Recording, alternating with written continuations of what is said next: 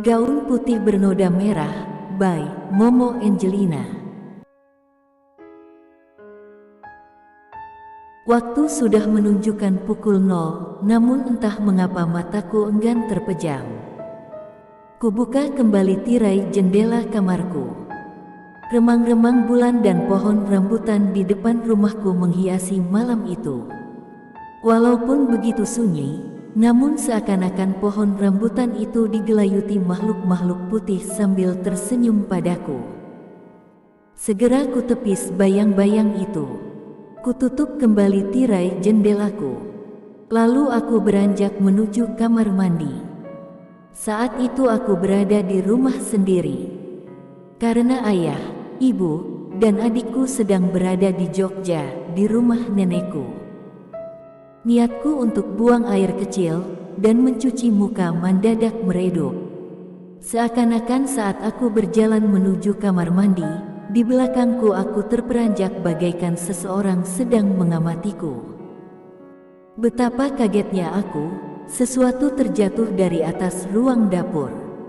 Berwarna putih bersih, beraroma anggur, dan dihiasi gambar hati di bagian bawahnya. Seperti gaun putih. Lalu kuambil gaun itu. Indah sekali. Namun lumayan berat. Di bagian bawah dan di bagian dalam tertulis Siromana. Pikirku, mungkin ini adalah nama dari pemilik gaun ini. Namun aku berpikir, dari mana gaun ini jatuh? Lalu kubawa gaun tersebut ke kamarku. Ku amati lagi gaun itu. Kutempel-tempelkan ke tubuhku, sambil aku berkaca. Betapa indahnya. Namun aneh, di bagian tengah gaun itu, ada noda berwarna merah. Lalu ku cium noda merah itu, acerer, berbau anyir dan berbau anggur, pikirku saat itu. Namun ada niatku untuk memiliki gaun itu. Akan ku cuci keesokan hari. Dan ku pakai pada acara pesta dansa malam Valentine di Villa Deski minggu depan. Pasti aku akan kelihatan cantik jika aku mengenakan gaun itu. Lalu, mataku mulai mengantuk. Dan ku simpan kembali gaun itu ke dalam lemariku. Dan aku beranjak tidur ke atas kasur di kamarku. Pagi sekali aku sudah terbangun dari tidurku. Perlahan kulangkahkan kakiku menuju ke kamar mandi. Kubasuh mukaku. Kutatap wajahku di kaca kamar mandi. Astagaa, teriakku. Karena kulihat ada bayangan wanita memakai gaun putih di pantulan kaca itu. Segera aku membalikkan tubuh dan melihat ke belakangku. Apa aku salah lihat? Karena tak ada seorang pun di belakangku. Mungkin ini hanya khayalanku. Tetapi rasanya aku kenal gaun yang dipakai wanita itu. Ya, itu gaun yang aku temukan malam tadi. Lalu aku bergegas berlari menuju kamarku. Ku buka lemariku.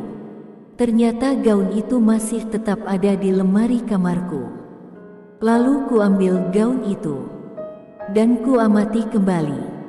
Kulihat noda merah itu semakin banyak, padahal tadi malam noda ini belum selebar ini.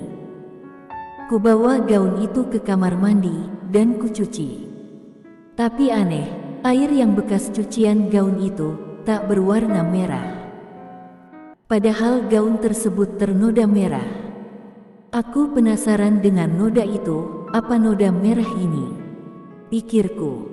Ku cium. Dan ku pejamkan mataku. Saat aku memejamkan mata, sketsa peristiwa seperti terlintas di pikiranku. Entah dari mana namun itu seperti nyata. Aku seperti melihat sesosok gadis Belanda yang amat cantik mengenakan gaun ini dan berdansa. Senyumnya manis sekali. Sepertinya dia berdansa di dalam acara sebuah pesta dansa. Dan di peristiwa itu, sepertinya tempatnya berada di rumah ini, di ruang tengah. Lalu segera ku buka mataku. Aku sedikit takut. Lalu segera ku jemur baju itu di belakang rumahku. Siap, hari yang kutunggu-tunggu telah tiba. Hari ini adalah hari Valentine dan nanti malam aku akan menghadiri acara pesta dansa di Villa Desky. Aku bingung apa aku harus mengenakan gaun yang amat indah itu. Aku takut aku terlalu mencolok pada malam nanti. Tetapi tak apa, aku memang kepingin sekali mengenakan gaun ini. Waktu sudah menunjukkan pukul 19, segera aku bersiap-siap berhias diri. Ku bedaki wajahku, ku sisir rambutku, dan ku ambil gaunku di dalam lemari kamarku. Perlahan ku kenakan gaun itu. Wow, great. Very beautiful. Aku terlihat cantik sekali. Aku menari-nari bahagia. Aku juga bernyanyi-nyanyi. Aku merasa wanita paling cantik di dunia saat aku mengenakan gaun ini. Tetapi entah mengapa mendadak kepalaku pusing. Perutku mual. Dan aku tak bisa melihat dengan jelas, hanya remang-remang. Dan aku terjatuh. Lalu pingsan. Saat aku pingsan, aku seakan masuk ke dalam dimensi lain. Aku berjalan di suatu acara malam pesta dansa. Namun aneh sepertinya tak ada satu orang pun yang mengetahui keberadaanku. Padahal saat itu aku berada di suatu keramaian. Dan memang acara itu sepertinya diadakan di rumah baruku ini oleh orang-orang Belanda. Aku mengikuti seorang wanita yang memakai gaun yang gaunnya itu persis seperti gaun yang aku kenakan saat ini. Ku ikuti geraknya. Dia terlihat sedang berdansa dengan kekasihnya. Lalu dia duduk dan meminum anggur dengan kawan-kawan dan kekasihnya. Tetapi kulihat, salah satu temannya melirik dan tersenyum kepada kekasihnya. Ya, temannya itu begitu aneh tingkahnya.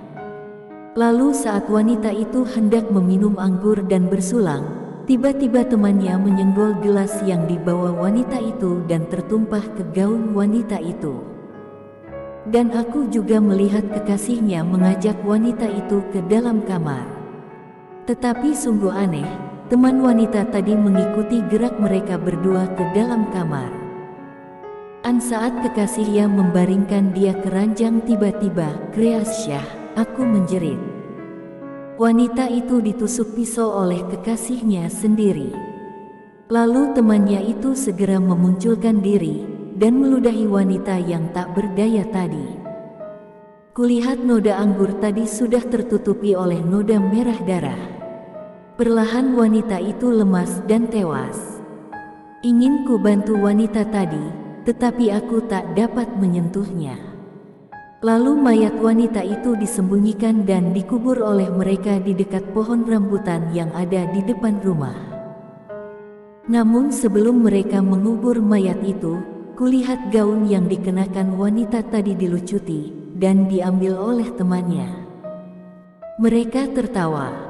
Betapa kejamnya, pikiriku. Kekasih tega membunuh demi berselingkuh dengan kekasih sahabatnya sendiri. Lalu aku terbangun, aku merasa sedikit pusing. Saat aku terbangun kulihat remang-remang ada sesosok bayangan. Ya, aku kenal bayangan itu. Itu adalah wanita yang ada di mimpiku tadi. Dia menatapku. Sepertinya dia ingin aku mengikutinya. Lalu ku ikuti wanita tadi. Sepertinya dia menuju ke arah pohon rambutan yang ada di depan rumahku itu. Sampai di sana, dia membalikkan tubuhnya dan menatap ke arahku. Dia tersenyum. Lalu tangannya menunjuk ke arah gaun yang aku kenakan saat itu. Lalu, menunjuk ke arah tanah tempat mayatnya dikubur. Ya, aku mengerti. Mungkin dia memberi kode untuk menguburkan gaun itu ke dalam kuburannya. Kau ingin gaun ini aku kuburkan ke dalam sini? Tanyaku sambil menunjuk ke arah kuburan itu. Kulihat dia mengangguk. Lalu aku bergegas menuju kamar. Kulucuti gaun itu. dan aku kuburkan ke dalam tanah tadi, dan ku timbun kembali. Tiba-tiba wanita itu muncul kembali, dan dia sepertinya meneteskan air mata dan tersenyum padaku. Kulihat ia terbang ke atas langit. Ia semakin tinggi, lalu ia sirna.